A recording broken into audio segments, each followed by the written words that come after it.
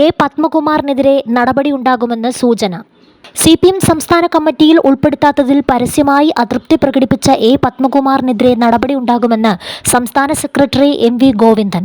പാർട്ടിക്കുള്ളിൽ പറയേണ്ട കാര്യം പരസ്യമായി പുറത്തു പറഞ്ഞത് സംഘടനാപരമായി തെറ്റാണെന്നും മെറിറ്റും മൂല്യവും വ്യക്തിപരമായി ഓരോരുത്തർക്കും ബോധ്യപ്പെടേണ്ടതാണെന്നും MV ഗോവിന്ദൻ പറഞ്ഞു. വിഷയം സംസ്ഥാന സമിതി ചർച്ച ചെയ്തില്ല. പാർട്ടി ഇക്കാര്യം കൃത്യമായി പരിശോധിക്കും. പാർട്ടിക്ക് അകത്തു പറയേണ്ട കാര്യങ്ങൾ പരസ്യമായി പറഞ്ഞത് സംഘടനാപരമായി തെറ്റാണ്. അത്തരം നിലപാട് ആരൊക്കെ സ്വീകരിച്ചിട്ടുണ്ടോ അവർക്കെതിരെ സംഘടനാപരമായ നിലപാട് പാർട്ടിയും സ്വീകരിക്കും. ആര് ചെയ്തു എന്നത് പ്രശ്നമല്ല, എത്ര വർഷം പ്രവർത്തിച്ചു എന്നതല്ല പ്രധാനം. പഴയ നേതാക്കളും പുതിയ നേതാക്കളും ചേർന്ന കൂട്ടായ പ്രവർത്തനമാണ് പാർട്ടി ഉദ്ദേശിക്കുന്നത്. പ്രവർത്തനങ്ങളുടെ മെറിറ്റും മൂല്യവുമാണ് പരിഗണിക്കപ്പെടുന്നത്. ഇതിൻ്റെ അടിസ്ഥാനത്തിലുള്ള നവീകരണമാണ് ബ്രാഞ്ച് തലം മുതൽ മുകളിലേക്ക് നടന്നത്.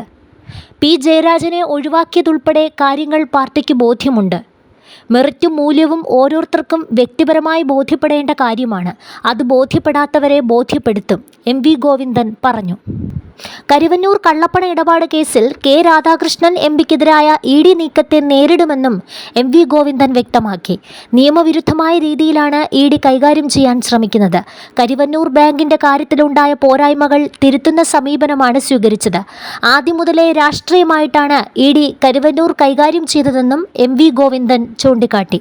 തുഷാർ ഗാന്ധിയെ കയ്യേറ്റം ചെയ്ത നടപടി അങ്ങേയറ്റം പ്രതിഷേധാർഹമാണെന്നും ഗാന്ധിയെ കൊന്നവരുടെ മാനസികാവസ്ഥ കേരളത്തിൽ ചിലരിൽ നിലനിൽക്കുന്നത് ഗൗരവത്തോടെ കാണണമെന്നും MV ഗോവിന്ദൻ പറഞ്ഞു.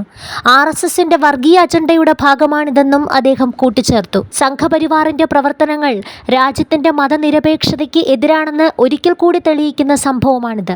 സംഘപരിവാറുമായി ചങ്ങാത്തം കൂടുന്ന കോൺഗ്രസുകാർക്ക് ഇതിലെന്താണ് പറയാനുള്ളതെന്ന് വ്യക്തമാക്കണമെന്നും MV ഗോവിന്ദൻ പറഞ്ഞു.